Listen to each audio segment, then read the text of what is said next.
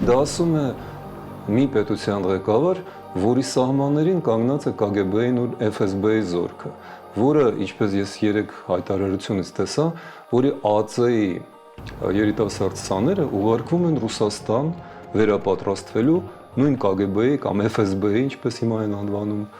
ուսումնական հաստատություններ, դպրոցներ։ Այսինքն ինչ-որ բան չի բռնում։ Եթե դուք պայքարում եք KGB-ի դեմ, ուրեմն եկեք սկսեք ձեր կառույցներից, ԱԱԾ-ից, գլխավոր շտաբից, բանակից, կառավարությունից, ազգային ժողովից, բազմաթիվ ռուսակցություններից, որոնք իրենց կուսակցություն են անվանում, բայց Ռուսաստանի շահերն են պաշտպանում, մամուլից, փակեք ռուսական եթերները, որոնք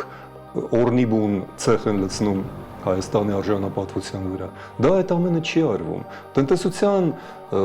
զգալի արդյունքի բաժինը մնում է ռուսական վերահսկողության տակ։